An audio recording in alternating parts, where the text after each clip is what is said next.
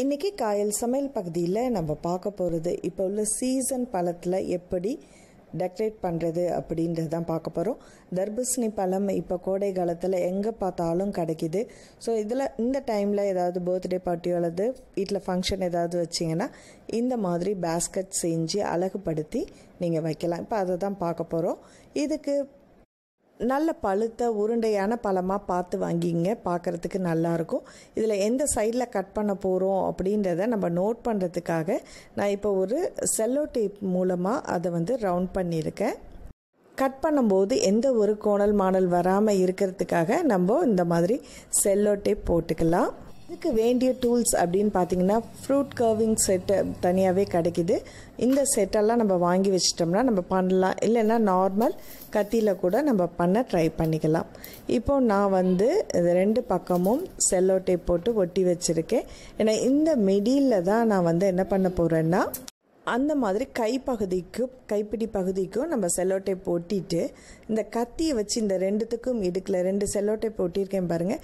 அது ரெண்டுத்துக்கும் நடுவில் இந்த மாதிரி வி ஷேப்பில் ஜிக்ஸாக் முறையில் பண்ணுறதுக்கு, ஏன்னா கொஞ்சம் ஷேப் மாறக்கூடாதுன்றதுனால நான் இதில் லைட்டாக கோடு போட்டு வச்சுருக்கேன். உங்களால் ரொம்ப எக்ஸ்பர்ட்டாக இருந்தீங்கன்னா நம்ம நல்லா ஷார்ப்பாகவே உள்ளே விட்டுடலாம். இது வீட்டில் ஏதாவது ஒரு ஃபங்க்ஷன் நடக்கும்போது இந்த மாதிரி கட் பண்ணி வச்சிங்கன்னா பார்க்குறவங்கெல்லாம் ரொம்ப நல்லாயிருக்கும். குழந்தைங்களுக்கு வைக்கும்போது மெயினாக குழந்தைங்க உள்ள ஃபங்க்ஷன் நடக்கிற பார்ட்டியில் இந்த மாதிரி செஞ்சு வைங்க. குழந்தைங்களும் சரி, வர்ற கெஸ்ட்டும் சரி ரொம்ப விரும்பி சாப்பிடுவாங்க. இப்போ பாருங்கள், வி ஷேப்பில் கட் பண்ணிகிட்டு இருக்கிற அந்த கைப்பிடி ஷேப்பில் கட் பண்ணாத அளவுக்கு அந்த இடத்துல விட்டுட்டு நேராக அதில் கோடை இழுத்து விட்டுடுங்க. மீதி எல்லா இடத்துலையுமே இந்த மாதிரி கட் பண்ணி நல்லா ஷார்ப்பாக உள்ளே இறங்கணும். ரொம்ப கவனமாக பண்ணணுங்க.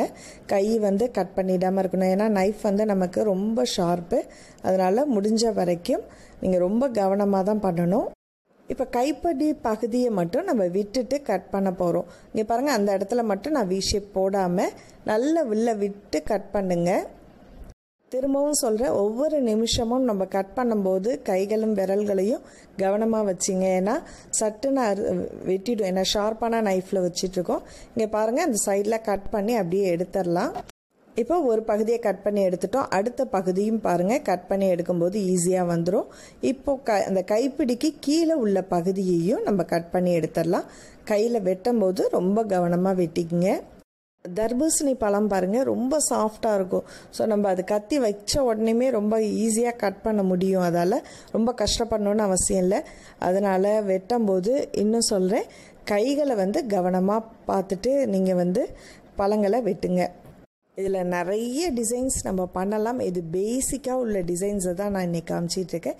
இப்போ பாருங்கள், அதை எடுத்துட்டிங்கன்னா அழகான பேஸ்கெட் மாதிரி ரெடி ஆகிடுச்சு.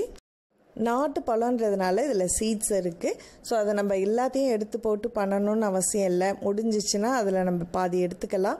இப்போ அதை இன்னும் இதுக்கு மேலேயே கூட நம்ம கொஞ்சமாக கட் பண்ணி எடுத்துகிட்டு ஷார்ப் பண்ணிக்கலாம். இல்லைன்னா நல்ல உள்ளதை கட் பண்ணி எடுத்துருங்க. இப்போ மேலே உள்ள பகுதியில் நம்ம கட் பண்ணி எடுத்துருக்கோம் பாருங்கள். இந்த மாதிரி ஃப்ரூட் கர்விங் நைஃப் இருக்கும். ஸோ அதில் ஸ்கூவர் மாதிரி தான் இருக்கும். அது சின்னதாக இருக்கும். இந்த மாதிரி உள்ளே விட்டு எடுத்திங்கன்னா ரவுண்ட் ஷேப்பில் பழம் வந்துடும் நமக்கு. இது அதிக சத பகுதியில் நம்ம இந்த மாதிரி எடுக்கும்போது நமக்கு ஷேப் எந்த ஒரு இதுவும் இல்லாமல் அழகாக வரும். இது கொஞ்சம் அலங்காரத்துக்காக நம்ம பண்ணுறோம். இது கூட நிறைய ஃப்ரூட்ஸ் கூட நீங்கள் போட்டு இந்த பேஸ்கெட் ஃபில் பண்ணலாம்.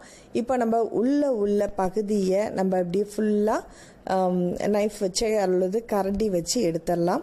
அப்படி இல்லைன்னா பாதி வரைக்கும் நீங்கள் கரண்டி வச்சு எடுத்துட்டு அதுக்கு மேலேயே கூட நம்ம இந்த ஃப்ரூட்ஸ் எல்லாம் போட்டு ஃபில் பண்ணிக்கலாம். இந்த பழங்கள்லாம் இப்போ பாருங்கள், கொலன்னு இருக்குது. இதை வேஸ்ட் பண்ணாமல் அப்படியே ஜூஸ் போட்டு வச்சிட்டிங்கன்னா பார்ட்டிக்கு அதுவும் ஒரு ஃபுட்டு ரெடி ஆகிடுச்சு. இப்போ பாருங்கள், வாட்டர்மெலன் பால்ஸ் ரெடி ஆகிடுச்சு. இதை நம்ம சர்வ் பண்ணுறது எப்படின்றத பார்க்க போகிறோம். இந்த பேஸ்கெட்டில் நம்ம ஆல்ரெடி இந்த ஸ்டிக்கர் ஒட்டியிருந்தோம் பாருங்கள், அதை நம்ம இப்போ எடுத்துடலாம்.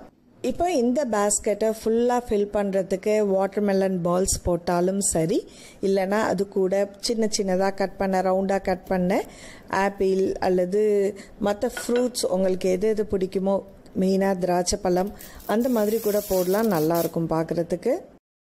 இப்போ நம்ம பழத்துக்கு மேலே ஒட்டி இருந்த செல்லோ டேப்ஸை நம்ம பிரித்து எடுத்துருவோம். எடுத்ததுக்கப்புறம் நம்ம இன்னும் அலங்கரிக்கணும் அப்படின்னா சின்ன சின்னதாக வேறு ஏதாவது உங்களுக்கு விருப்பப்பட்ட ஃப்ரூட்ஸ் போட்டுக்கலாம். இப்போ நான் கொரியண்டர் லீவ்ஸ் தான் அந்த மேலே வைக்கிறேன். பார்க்குறதுக்கு நல்லாயிருக்கும். புதினா இலையோட அந்த ரெட் கலரில் க்ரீன் கலர் பார்க்க ரொம்ப நல்லாயிருக்கும்.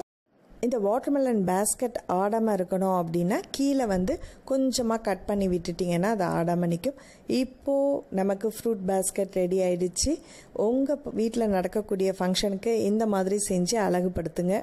உங்கள் குழந்தைங்களும் சரி, உங்கள் வீட்டுக்கு வர்ற கெஸ்ட்டும் சரி இந்த பேஸ்கெட்டை பார்த்து அசந்து தான் போவாங்க. இந்த வீடியோ உங்களுக்கு பிடிச்சிருந்துச்சுன்னா மறக்காமல் லைக் பண்ணிவிட்டு உங்கள் கருத்துக்களை எங்களோட ஷேர் பண்ணிங்க. காயல் சமையல் பகுதி உங்களுக்கு பிடிச்சிருந்துச்சுன்னா நண்பர்களுக்கும் ஷேர் பண்ணுங்கள். அடுத்த ஒரு ரெசிபியில் சந்திப்போம். நன்றி.